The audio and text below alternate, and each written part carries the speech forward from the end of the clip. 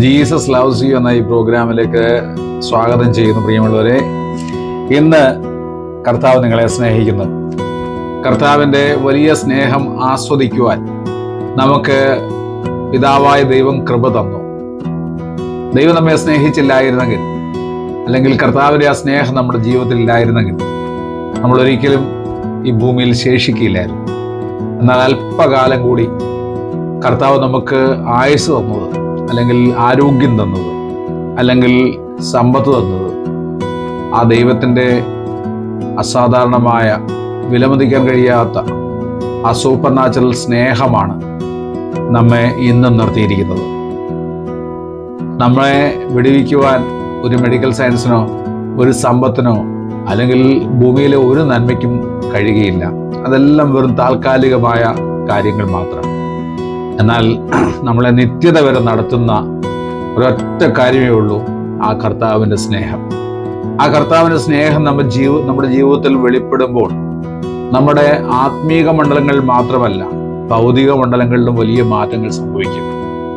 നാം കഴിഞ്ഞ ദിവസം ചിന്തിച്ചു, കാനാവിലെ കല്യാണത്തിന് കർത്താവ് പച്ചവെള്ളം വീഞ്ഞാക്കിയ ആ സംഭവം.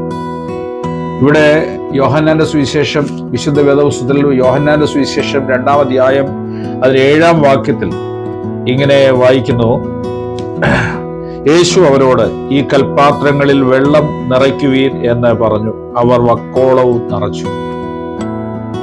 യേശുവിന്റെ അമ്മ പറഞ്ഞു, ശുശ്രൂഷക്കാരോട് പറഞ്ഞു, അവൻ എന്തെങ്കിലും കൽപ്പിച്ചാൽ അത് ചെയ്യുവീൻ. അവരിങ്ങനെ റെഡിയായിരിക്കുകയാണ്. കർത്താവിന്റെ വാക്ക് കേൾക്കാൻ വേണ്ടി റെഡിയായിരിക്കുകയാണ്.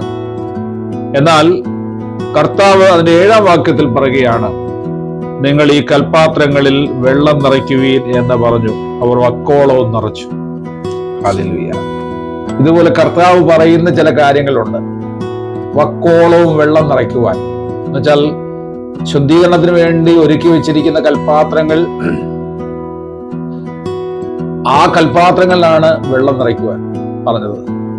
അവിടെ വേണമെങ്കിൽ ശുശ്രൂഷക്കാർക്ക് ചിന്തിക്കാമായിരുന്നു, ഈ കൽപാത്രങ്ങളിൽ നിറയ്ക്കുന്ന വെള്ളം ഒരിക്കലും കുടിക്കാൻ വേണ്ടി കൊടുക്കുന്ന വീഞ്ഞ് സംഭരിക്കാൻ വേണ്ടി സാധിക്കത്തില്ല.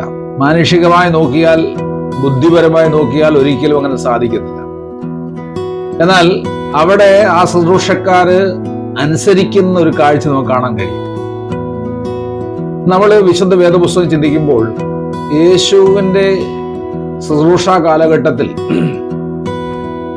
അങ്ങനെ ഒരു അത്ഭുതം നടന്നിട്ടില്ല. ഒരു അത്ഭുതവും നടന്നിട്ടില്ല. അത്ഭുതങ്ങളുടെ അല്ലെങ്കിൽ അടയാളങ്ങളുടെ ആരംഭമായിട്ട് സംഭവിച്ച ഒരു വലിയ സംഭവമാണ് അവിടെ രേഖപ്പെടുത്തിയിരിക്കുന്നത്. ഇതുവരെയും നമ്മുടെ ജീവിതത്തിൽ ഒരു അത്ഭുതവും നടന്നിട്ടില്ലാത്ത ആളാണെങ്കിൽ, എന്നെ കേൾക്കുന്ന പ്രിയപ്പെട്ടവരെ, നിങ്ങളുടെ ജീവിതത്തിൽ ഇതുവരെയും ഒരു അത്ഭുതവും നടന്നിട്ടില്ല. യേശുവിനെ അറിയാം, 10-30 വർഷമായിട്ട് അറിയാം, അല്ലെങ്കിൽ 40 വർഷമായിട്ട് അറിയാം, അല്ലെങ്കിൽ 50 വർഷമായിട്ട് അറിയാം.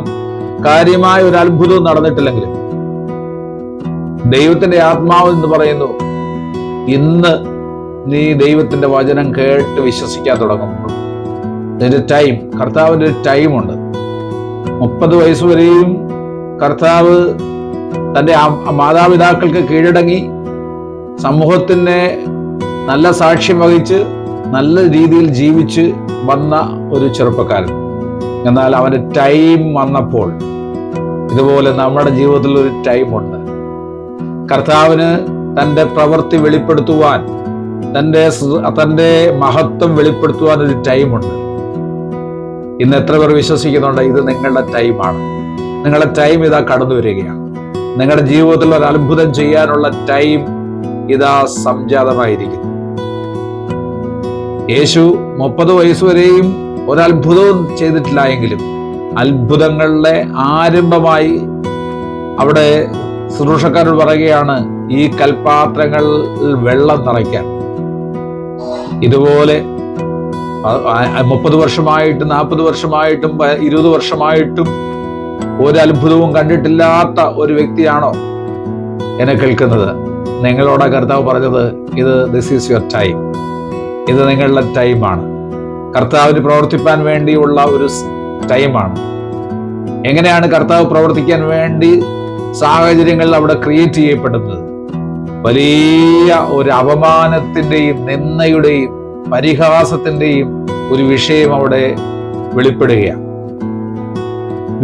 വിരുന്ന് വീട്ടിൽ വീഞ്ഞു തീർന്നുപോയി, ഇനി യാതൊരു സാധ്യതയുമില്ല. അപമാനം വക്കിൽ നിൽക്കുകയാണ്, അപവാദം അല്ലെങ്കിൽ മാനഹാനി വക്കിൽ നിൽക്കുകയാണ്. എന്നാൽ ആ വക്കിൽ നിൽക്കുന്ന ഇങ്ങനെ മാനഹാനിയുടെയും അപമാനത്തിന്റെയും നിന്ദയുടെയും പരിഹാസത്തിന്റെയും ഇനിയും സാധ്യതയില്ല എന്ന് വിധി പറയുന്നവരുടെയും അങ്ങനെ നിൽക്കുന്ന ചില പ്രിയപ്പെട്ടവരോടാണ് കർത്താവ് ഇന്ന് സംസാരിക്കുന്നത്.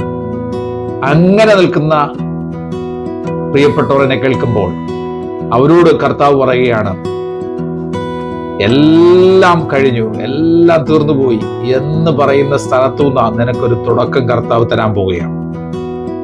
എന്ന് പറഞ്ഞാൽ നിന്റെ ബിസിനസ് അസ്തമിച്ചു, നിന്റെ വരുമാന മാർഗങ്ങൾ നിന്നുപോയി, നിന്റെ വഴികളെല്ലാം അടയപ്പെട്ടു പോയി, നിനക്കൊരു സാധ്യതയുമില്ല എന്ന് അനേകർ വിധി പറഞ്ഞ് തള്ളി പറഞ്ഞിരിക്കുന്നു.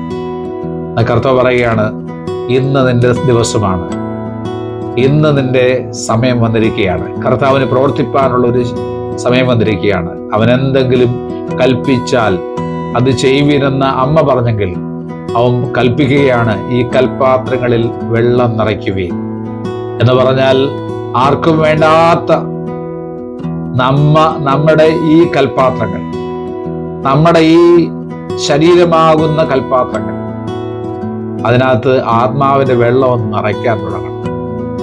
പരിശുദ്ധാത്മാവിനെ വെള്ളത്തോട് സാദൃശ്യപ്പെടുത്തുമ്പോൾ പരിശുദ്ധാത്മാവിന്റെ ആ വെള്ളം, പരിശുദ്ധാത്മാവിന്റെ ആ അനുഭവം നമ്മുടെ ജീവിതത്തിൽ നിറയ്ക്കാൻ തുടങ്ങണം.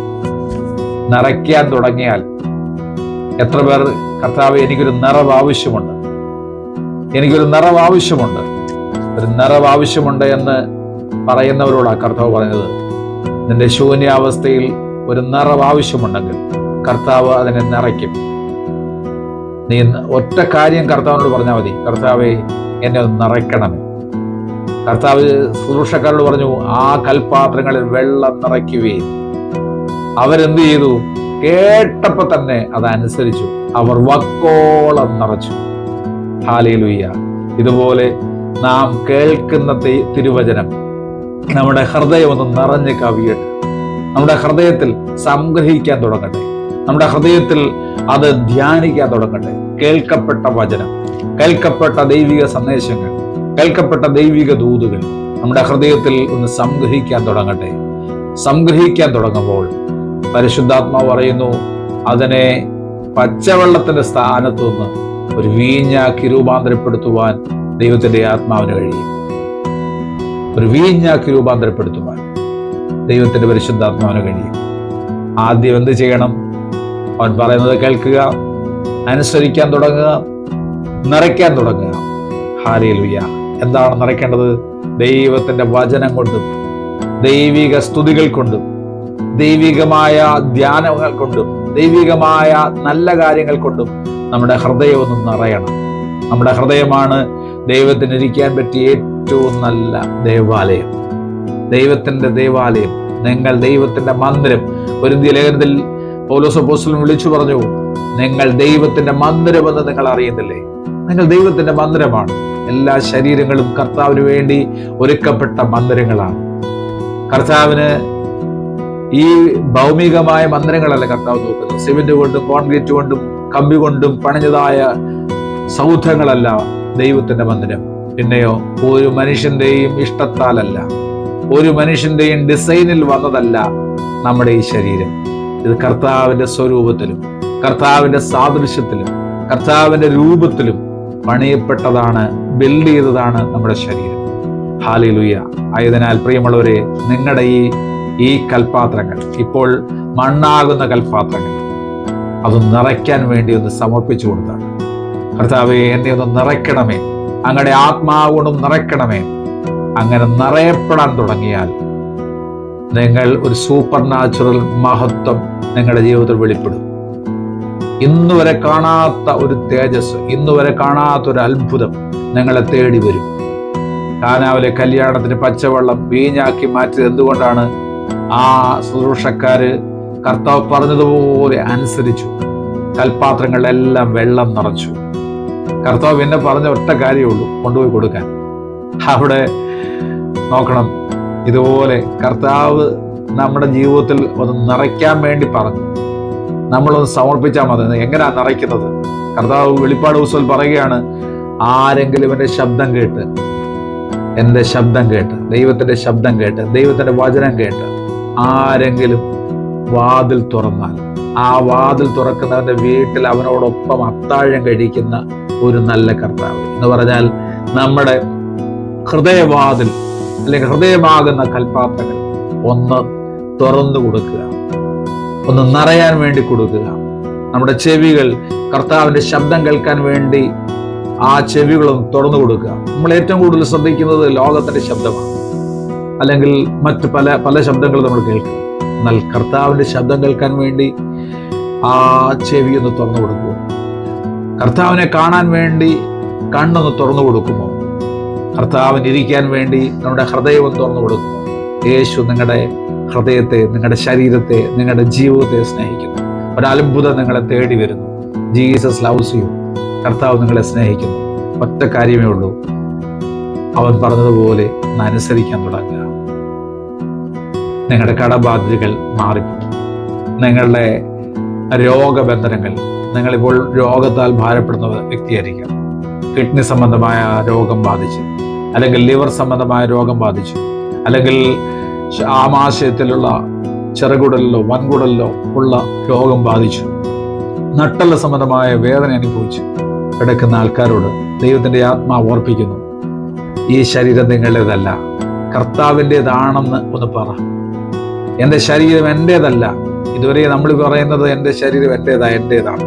എന്നാൽ ഒറ്റ ഇതേ ഉള്ളൂ, നിങ്ങൾ ഈ കിടപ്പിൽ കിടക്കുന്ന ആ കിടന്നുകൊണ്ട് നിങ്ങൾ ഒന്ന് വാ കൊണ്ടൊന്ന് പറയാമോ, യേശുവേ നീ എൻ്റെ കർത്താവാണ്, എൻ്റെ ഉള്ളിലേക്ക് വരണമേ, എൻ്റെ ശരീരത്തിലേക്കൊന്ന് വരണമേ, എൻ്റെ മനസ്സിലേക്കൊന്ന് വരണമേ, എൻ്റെ മനസാക്ഷിയിലേക്കൊന്ന് വരണമേ, എന്നെ ഒന്ന് നിറയ്ക്കണമേ എന്ന് പറഞ്ഞാൽ മാത്രം മതി.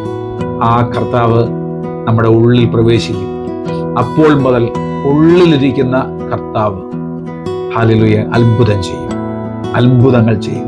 യേശു ജീവിക്കുന്നു. യേശു ഇന്നും ജീവിക്കുന്നു.